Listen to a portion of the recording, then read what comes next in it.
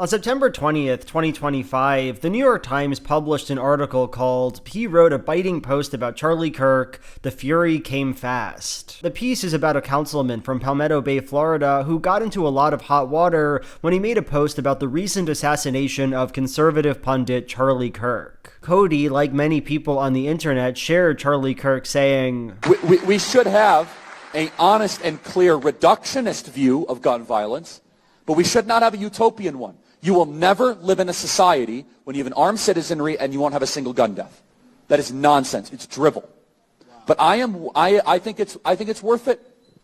I think it's worth to have a cost of, unfortunately, some gun deaths every single year. And he added, Charlie Kirk is a fitting sacrifice to our Lord Smith and Wesson, hallowed be their names. Because of this glib remark, Cody was censured by his city council, and there were many calls for him to resign or be fired. Most of this article is fine. It's an interesting profile of this kind of eccentric guy and the drama that surrounds him, and it's a good reflection of the broader political battle being waged over Charlie Kirk's death. But then, like halfway through, there's this one very interesting line. Referring to the culture of censoring the critics of Kirk, Richard Fawcett, the reporter behind this piece, writes, "Campaigns have been mounted to publicly shame these critics, and in many cases to get them fired from jobs or expelled from schools. A conservative version of the cancel culture that only a few years ago was wielded by the American left." And just to do a little impression here, this is what I looked like when I was reading that line of the article. Huh?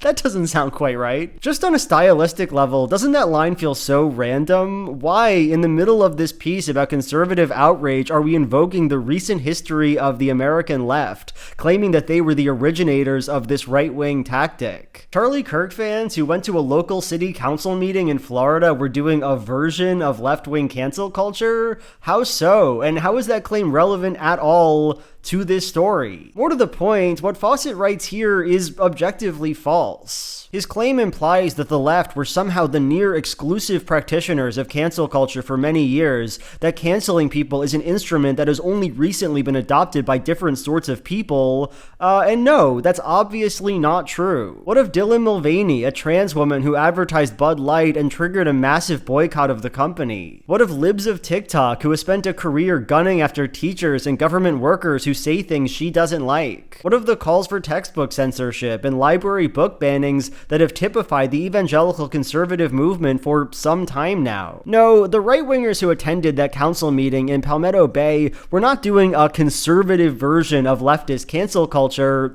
They were just doing a thing that conservatives sometimes do. So why then does Fawcett go out of his way to contort reality like this? Here's the thing, Richard Fawcett is not alone here. For a few days, this claim became a kind of take du jour for the New York Times. They released in quick succession 3 other articles that connect cancel culture and associated terms with the conservative backlash against Charlie Kirk haters. And all of these articles are presented as normal, fact-based journalism. None are opinion pieces. I'm not going to say that all of these articles are wholly bad. They aren't. And for the record, the New York Times is by no means the only publication that went with this idea. Still, I find all of these articles quite strange, at times off-putting, and I ultimately believe that this use of cancel culture as a rhetorical device has some pretty interesting issues with it. So then, let's jump in. It's going to be a kind of dry video this time, but you guys are going to love it. You're going to go crazy when you see Part 1, it's go time. We'll start here with an article released on September 20th called "Trump Administration Wields Its Full Toolbox to Bring Media to Heel." The piece by Jim Rutenberg is about how the Trump admin is using extremely draconian tactics to silence those who break the conservative party line concerning Charlie Kirk. The most relevant case, of course, is ABC's suspension of Jimmy Kimmel after the FCC, headed by Brendan Carr, threatened to punish local stations carrying his show. Kimmel, for the record, did not celebrate Charlie Kirk's assassination. He essentially just jumped the gun, implied that Kirk's assassination was likely done by a conservative. We hit some new lows over the weekend with the MAGA gang desperately trying to characterize this kid who murdered Charlie Kirk as anything other than one of them and doing everything they can to score political points from it. Yet this, what I frankly think is a pretty minor issue, one that could certainly be remediated with some clarification, was reason enough for the executive branch to ramp up the pressure. And in the following days, Trump took this opportunity to explicitly claim that the government should revoke media broadcasting licenses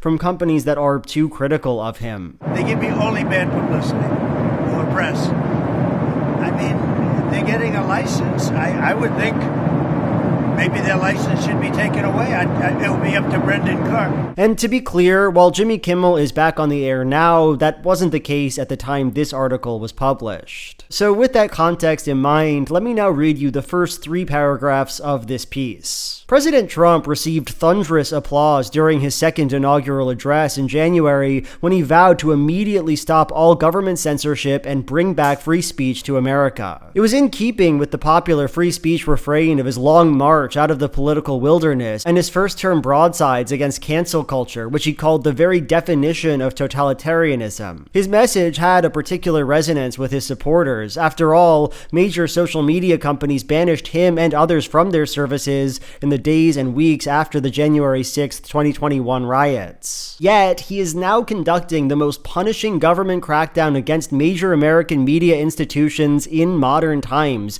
using what seems like every tool at his disposal to eradicate reporting and commentary with which he disagrees. So, this passage is trying to get at hypocrisy, right? Trump campaigns on an anti-cancellation platform, one that was apparently very resonant with his voters, and so his recent conduct regarding the media goes against his stated values. It's a simple argument and also a reasonably persuasive one. Trump did seem to make free speech a high priority, and he doesn't act like he cares about it very much, so that's just true.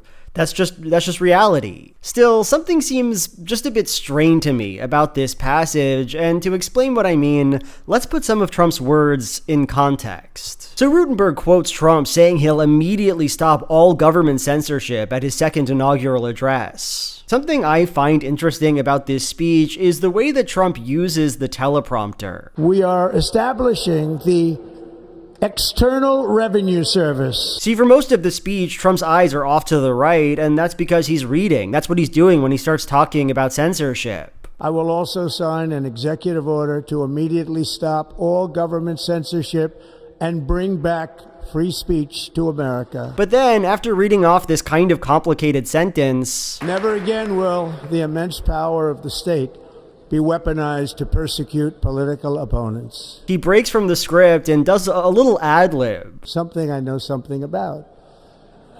I love this moment because it's such a pure expression of how Trump thinks about politics. He's here at his inauguration. He's reading some speechwriter's words talking about lofty ideas, free speech, government repression, and yet he just needs to take this moment to spontaneously express the real stakes of this conversation. Free speech in this sentence does not really refer to random people or political bodies expressing themselves.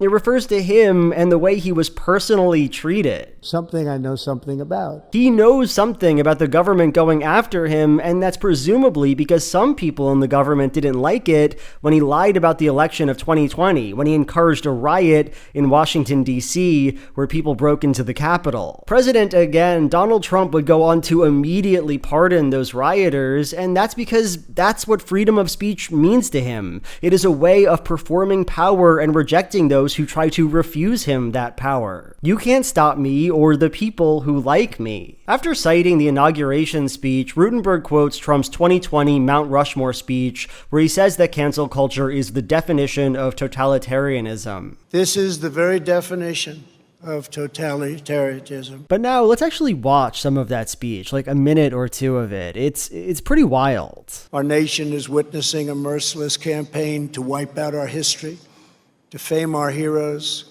erase our values, and indoctrinate our children. They think the American people are weak and soft and submissive. But no, the American people are strong and proud, and they will not allow our country and all of its values, history, and culture to be taken from them. One of their political weapons is cancel culture. driving people from their jobs. Now, looking at this, I can understand how someone might conclude that Trump's primary concern is with maintaining free speech. He is, after all, a defender of liberty, our magnificent liberty. This attack on our liberty, our magnificent liberty, must be stopped. But taken as a whole, that's just not the story the speech tells. For Trump, it seems, opposition to cancel culture is less about rejecting censorship and more about rejecting progressives, right? We will expose this dangerous movement, protect our nation's children, end this radical assault, and preserve our beloved American way of life. There's a scourge of ne'er-do-wells on the left who demand you say what they tell you to, and the central problem with these people isn't so much that they're denying us our First Amendment or anything, but that they are poisoning our body politic, destroying and disparaging our national heritage. This left-wing cultural revolution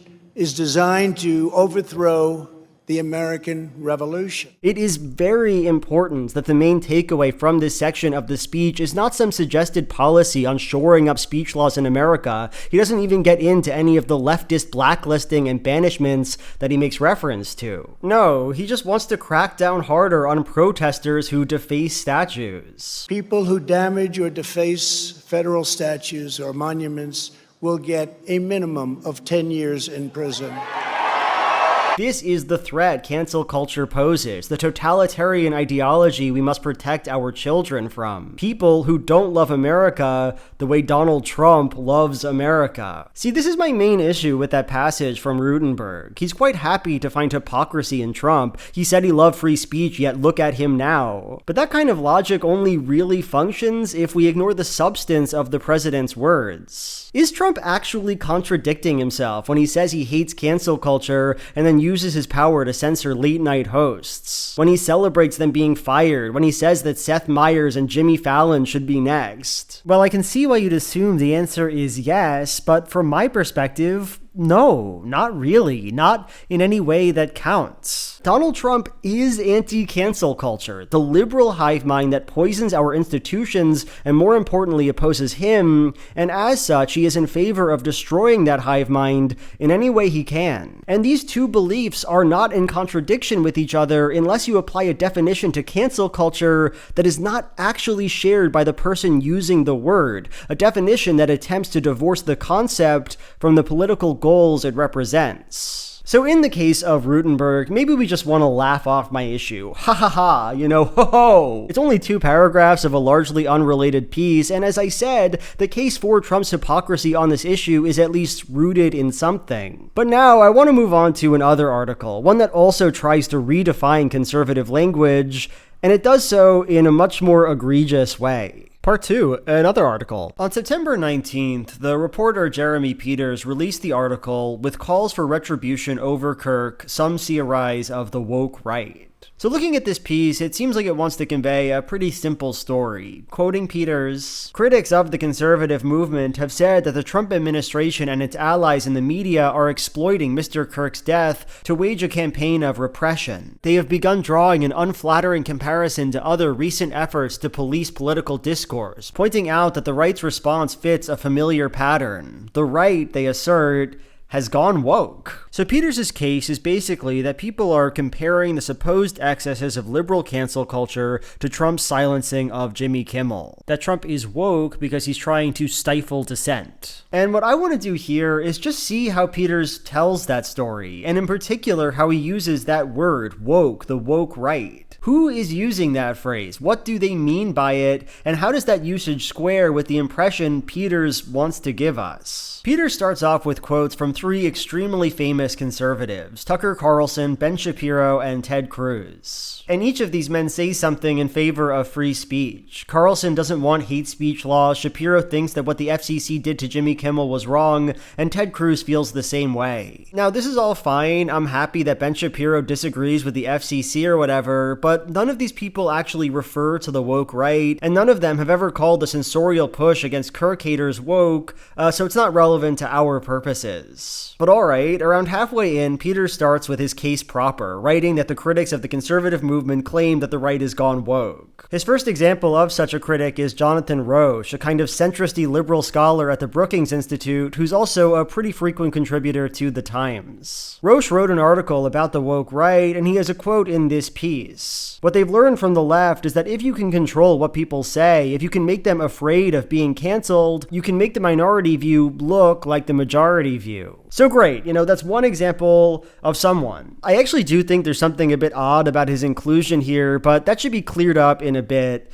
For now, let's move on. Jumping forward a paragraph, Peters claims that the phrase woke right has been kicking around communities for some time now, and this brings us to our next example, James Lindsay. James Lindsay is a conservative who got national attention a few years ago for rejecting critical race theory. People familiar with my work might remember him from the time he claimed with absolute conviction that Kamala Harris was a Luciferian Marxist. I think that was actually quite an unfair assessment of dearest Kamala, but I'll leave that discussion to a few videos I made on my second channel. What's relevant for Peters' purposes is that recently Lindsay has been quite critical of what he calls the woke right. And with this example, I think we come to a major problem for Peters' argument. And to explain how, let's briefly talk about James Lindsay's manifesto, A Beginner's Guide to the Woke Right. It's linked in the Times article. So in the manifesto, something that yes, I forced myself to read, Lindsay describes the woke right as a kind of gang of conservatives who take increasingly radical positions and who purity test anybody, particularly any more moderate conservative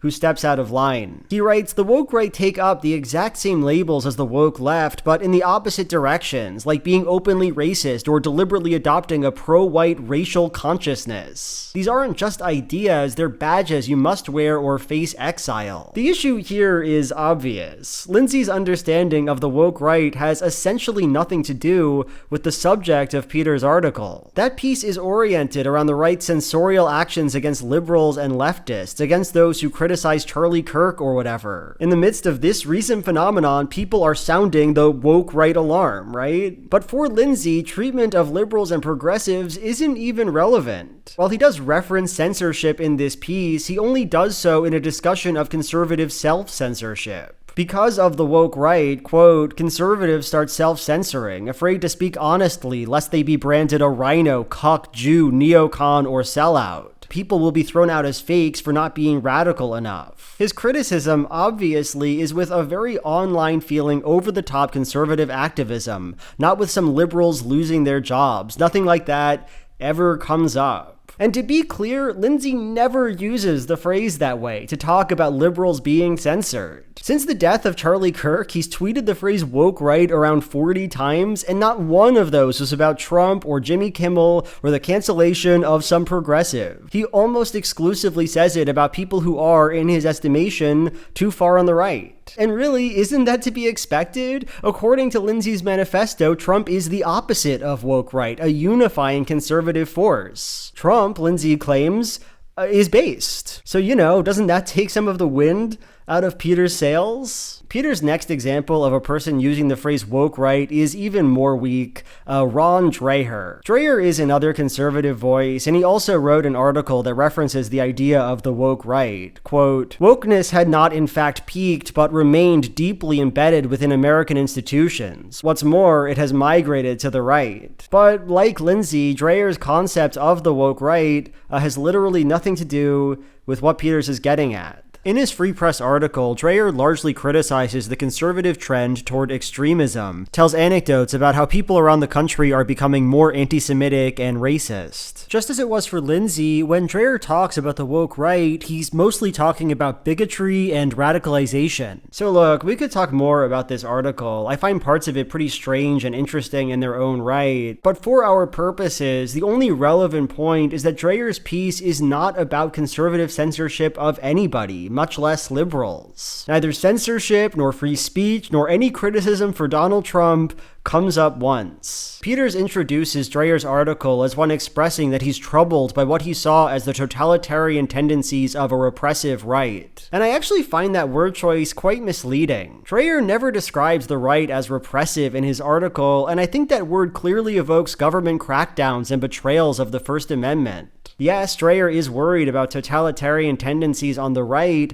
but for him, those tendencies are less about repression and more about anti-Semitism. Quote, "I am now witnessing the deep inroads in such a short period that right-wing totalitarianism, expressed most often as anti-Semitism, has made, especially among a growing segment of right-wing males." Peters then quotes a Substack post from Dreyer where he talks about the conservative reaction to the Kirk shooting, but this quote doesn't help his case either. Dreyer plainly doesn't care very much about the cancellation of Charlie's critics. At one point, he writes, "I could have done without the VP telling people to call the employers of those justifying Kirk's murder, but overall, no, not much sympathy for me for these malicious people who have a hell of a lot of payback coming." So yeah, maybe he's not all aboard the cancel wagon, but he clearly doesn't have any huge problem with it. And once again, Dreyer doesn't, in this Substack article, use the phrase woke right to describe what anybody's doing. Let's take a step back here. Peters presents 6 people who are critical of the right in this article. 3 of them, Shapiro, Cruz, and Carlson, don't ever use the phrase woke right. And 2 of them, Dreyer and Lindsay, do use the term, but not in a way that refers to conservative censorship campaigns of liberals. So who does that leave us? Well, Jonathan Roche. And yeah, he kind of counts, but only kind of. For one thing, I just don't think it's good that this guy is a frequent New York Times editorial contributor. That would probably be okay if he was one of many valid examples, but if he's the only one we got, then really, why not just give him an op-ed in the newspaper that he sometimes writes for? Why are we repackaging the opinions of a New York Times editorial contributor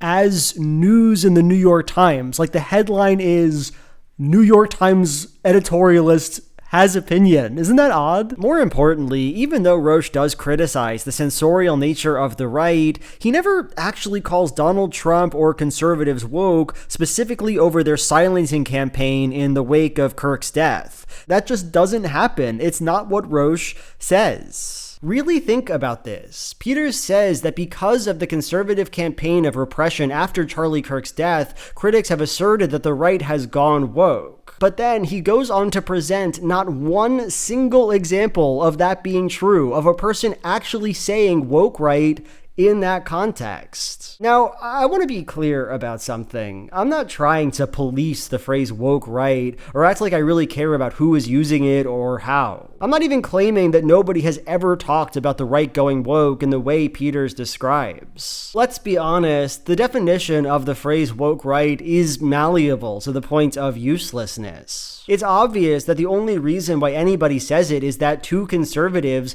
wokeness has become such a catch-all and totalizing insult that they can't imagine disliking something without that thing being woke. James Lindsay looks at the rising tide of insane strident racism from right-wingers and says, you know, that's bad. What if it was woke? Woke right. Another term that might work for that is woke fascism. And then Candace Owens looks at all the conservatives who hate her partly because of her support for Palestine, and she goes, you know, what if Zionism was the true woke right? They're so boomer cringe. The woke right trying to keep pretending and like confusing what woke, like everyone knows it's you. Like, and they spend hours on Twitter. This is what the real woke right is. This is what the real woke, anybody who doesn't like Israel is the woke right. So guys, we all know who it is. Okay, you can create an entire liturgy of woke right. We're awake. We know it's you. It's not some high IQ phrase, is my point. I'm not trying to act like it has a perfect, helpful, or consistent meaning. Even so, the fact that Peters doesn't care to include a single shred of evidence for his article is telling, right? Because this piece is basically fabricated, because it doesn't care about rooting itself in reality, we have to ask, why is Peters invested in using this phrase woke right in the first place? What does it actually accomplish? To me, this piece is about presenting a fantasy of modern conservatism, making the reader believe that what's happening now regarding free speech and censorship is some big anomaly, not representative of the party's real or historic position. Wokeness is obviously associated with liberals, right? At this point, it's essentially a mean word conservatives have for liberals. And so, its supposed appropriation by the right is an inherently novel phenomenon. Damn, conservatives are going woke now? What a twist of fate. What a hypocritical moment. mind. That's how this article is written too. Critics claim that the Trump administration and its allies have gone woke, and that clearly implies that before this Kirk thing, the right was not woke or less woke, that critics of Trump wouldn't say such a thing. But no, that doesn't make sense. If we apply Peters' definition for the woke right, if we think the phrase has something to do with being censorious and throwing around power in repressive ways, then Trump is now and has been for quite a while like the wokest modern president. Trump sued the Wall Street Journal seeking $10 billion for reporting on a birthday card he allegedly sent to Jeffrey Epstein. As of my writing this, the case continues despite the fact that in response to a subpoena, the Epstein estate released the card, and it was as the Wall Street Journal described it. So was that woke? Was that repression of speech a woke president moment? The Trump administration targeted Mahmoud Khalil for deportation because he's an anti-Israel protester. Caroline Leavitt, Trump's press secretary, said, "This administration is not going to tolerate individuals having the privilege of studying in our country and then siding with pro-terrorist organizations that have killed Americans. Take a seat, Kamala Harris, because we've got a true wokelet on our hands, deporting people for saying stuff." The Trump admin attempted to bar the Associated Press from covering major events because they wouldn't adopt the phrase Gulf of America over Gulf of Mexico. Damn, woke right, run amok. I bet James Lindsay is freaking out about that one. And we could go on and on here, talk about more lawsuits, more cases where Trump used his political power to control political speech, more cases where Trump was personally quite censorious. All the way back in 2017, Trump tweeted that Colin Kaepernick should be fired because he kneeled for the national anthem. But you get the idea, right? In this article, Peters comes up with a definition for woke right, one that he carelessly projects onto the people who use that phrase. And the main purpose of that definition, structurally, is to mask a historical reality, to pretend that something fundamental has changed in the Trump administration or in conservatism writ large, to paint the MAGA movement in an unfairly generous light.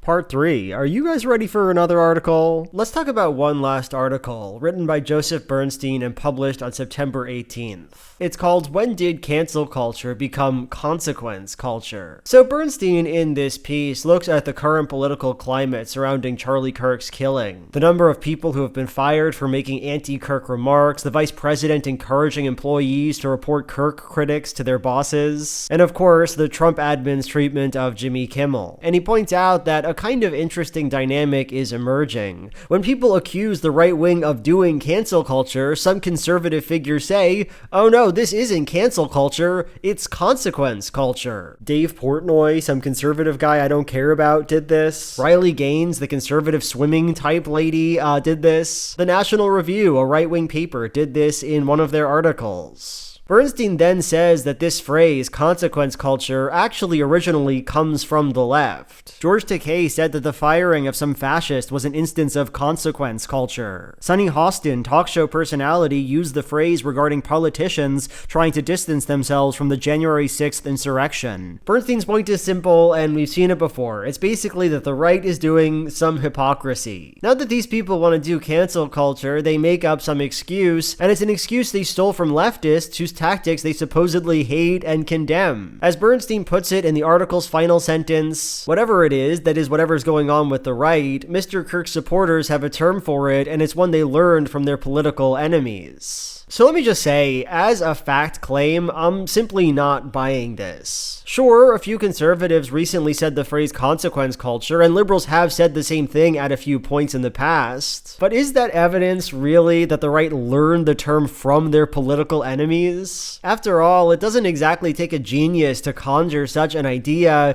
and it honestly just seems like the natural response to people accusing you of practicing cancel culture. I'm not canceling people, they're saying, but sometimes actions have consequences. It's a very generic argument, and I'm honestly having a hard time coming up with another pithy rejoinder conservatives might say in this context that leftists haven't already come up with. And given that, I think the claim that the right actually took this phrase from the left is basically just speculation. But really, more than any issue I have with the truth of this piece, I'm just struck by the pointlessness of it all. People who said they don't like cancel culture end up having people that they want to cancel?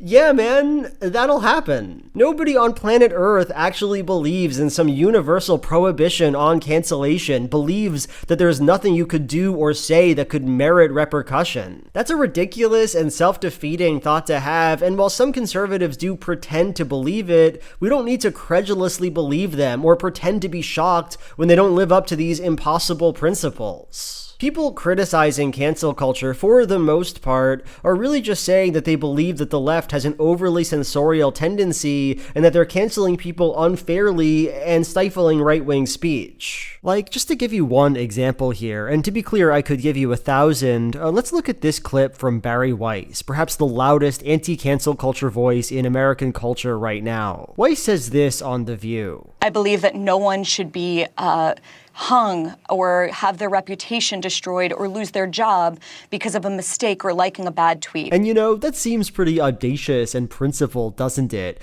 Wow, this person believes nobody should have their reputation destroyed because of a mistake? Even someone who says that every white baby should be shot in the head? But no, of course that's not what she means. Just listen to the example she goes on to give. I think about someone like Emmanuel Cafferty. Emmanuel Cafferty worked for the San Diego utility company. He was driving his truck by a protest a few months ago and his hand was hanging out the window. Someone snapped a picture of his hand and they said that he was making a white supremacist hand gesture. He is Hispanic. His family is from Mexico. But it didn't matter. See, she's not arguing that nobody should ever be canceled. If she were, she would give an example of someone really bad, someone she'd perhaps want to cancel if not for her principles. Maybe somebody who maybe wants to kill just all white babies. But instead, she just talks about someone she finds relatively harmless, specifically says that this is the sort of case on her mind when she talks about cancel culture. These are the kinds of stories that we talk about when we're talking about cancel culture. And that's because all she's really saying is, I think too many people are being canceled unfairly. Progressive culture is bad in this way. And because of this, Bernstein's observation, it's just profoundly flaccid to me. Yes, conservatives believe in consequence culture. Of course they do. But they didn't get it from the left. They got it from being human beings with, like, moral standards and opinions and stuff. Looking at articles like this, I can't help but think that what we're really seeing, intentionally or not, is this desire to equivocate, to pretend that what the conservative movement represents is in some way a reflection of how progressives have acted. Liberals did woke cancel culture shit, now the MAGA people are doing woke cancel culture shit. You know, I guess that's just how politics works. We're all woke now, baby. That's how it is. It's woke America. And you know, I guess that kind of makes sense in some cases. Like, we started this video talking about some people in Palmetto Bay, Florida who wanted their councilman to resign after making a glib remark about Charlie Kirk. I guess you could call that an instance of cancel culture, and I'll add, it's a case of cancel culture that, you know, I'm basically fine with. While I might not agree with these Floridians, I don't have some fundamental principle position against the way they're using speech. This is a democracy, they're talking to an elected official, and they have a right to say their piece, right? But from my perspective, there's an obvious point where this discourse about cancellation and wokeness gets ridiculous, and that's when Donald Trump and his administration start doing the cancellation. When the Twitter mob or college students exercising their First Amendment rights to complain